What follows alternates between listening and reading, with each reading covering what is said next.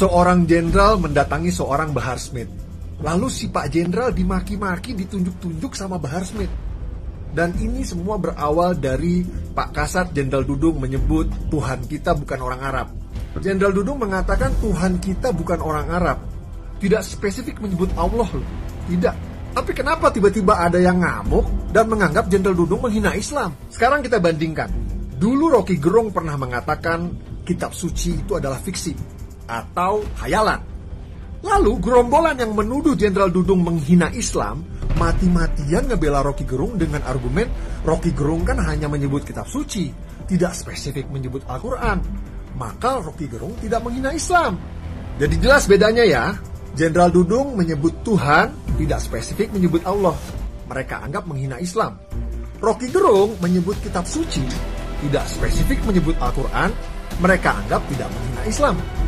Bangsat kan? Jadi siapa yang menghina Islam, siapa yang tidak menghina Islam, itu suka-suka mereka aja. Kalau kawan, kawan tidak menghina Islam. Tapi kalau bukan kawan, situ menghina Islam.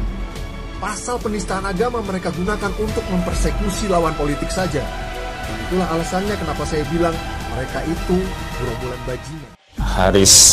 Haris ya dari KNP itu juga komplain, laporan saya saja kepada siapa namanya Abu Janda terkait unsur sara ya, unsur rasis yang disampaikan oleh Abu Janda terhadap Natalius Pigai, itu prosesnya nggak lanjut sampai hari ini, udah berapa bulan tuh.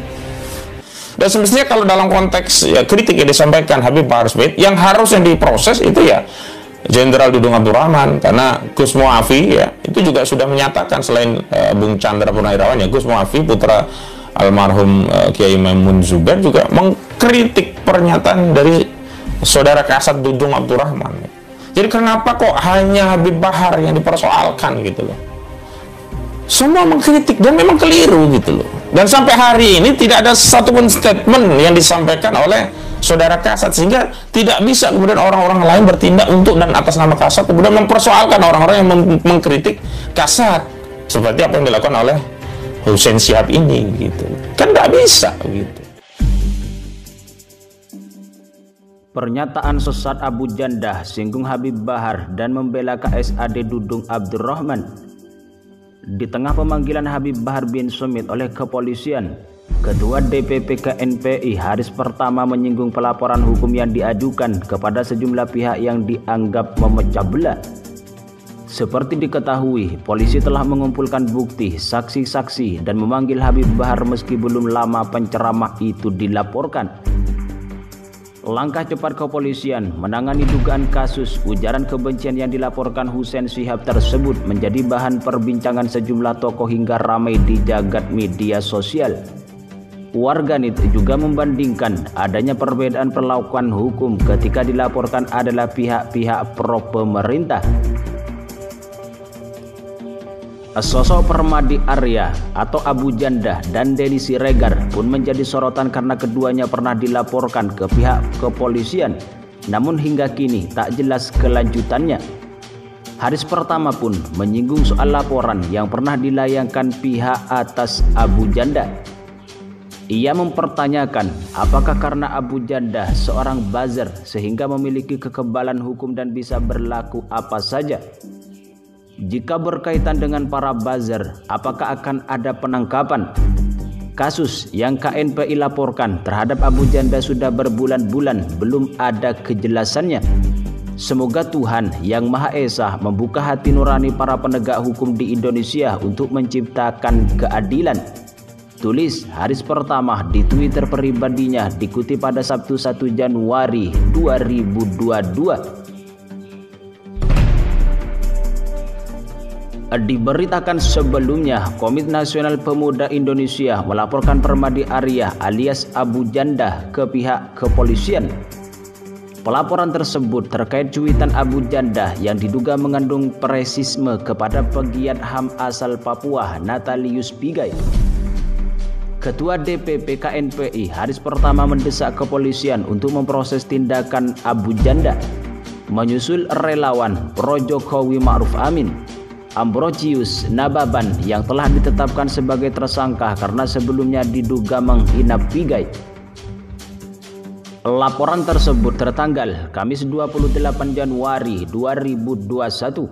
Abu Jandah dilaporkan atas dugaan melanggar pasal 45 ayat 3, pasal 27 ayat 3 atau pasal 45A ayat 2, pasal 25 ayat 2 dan atau Undang-Undang Nomor 19 Tahun 2016 tentang perubahan atas Undang-Undang Nomor 11 Tahun 2006 tentang informasi dan transaksi elektronik, kebencian atau permusuhan individu atau antar golongan, pasal 310 dan atau pasal 311 Kitab Undang-Undang Hukum Pidana.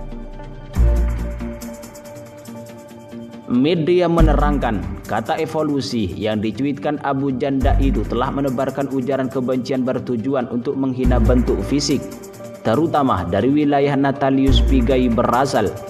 Kata-kata evolusi menjadi garis bawah bagi kami untuk melaporkan akun Permari Aktivis 1 karena diduga telah menyebarkan ujaran kebencian. Dengan adanya kata-kata evolusi tersebut sudah jelas maksud dan tujuannya bukan sengaja nge-tweet, tapi tujuannya menghina bentuk fisik dari adik-adik kita ini yang satu wilayah dengan Natalius Pigai. Kata evolusi jelas selain enggak nyambung sama topik sebelumnya yang sedang dia bicarakan di Twitter. Tahu-tahu langsung disebut, kau sudah selesai evolusi atau belum? Cuitan itu yang berujung kontroversi itu telah dihapus oleh Abu Jandah. Meski demikian, media menyebut soal penghapusan itu tidak menghalangi proses hukum. Enggak masalah tweet dihapus karena masyarakat banyak tersinggung. Kami sudah dapatkan screen capture-nya dan itu sudah diterima sebagai bukti awal. Natalius Pigai awalnya menyindir mantan kepala BIN yakni AM Hendro Priyono sebagai dedengkot tua. Dia menanyakan kapasitas Hendro Priyono yang memberi ancaman kepada ex-anggota Front Pembela Islam. Ortu mau tanya kapasitas bapak di negara ini sebagai apa ya? Penasihat pres, pengamat, aktivis, biarkan diurus gen abad ke-21 yang egaliter, humanis, dan demokrat. Kami tidak butuh hadirnya dedengkot tua sebab wakil ketua BIN dan dubes yang bapak tawar saya tolak mentah-mentah. Saya minta maaf. Abu Jandah kemudian membalas cuitan Pigai. Dia menyebut rekam jejak Hendro Priyono tak perlu diragukan, sehingga setiap saran dan pendapat yang dikeluarkan olehnya adalah hal yang baik untuk kehidupan berbangsa.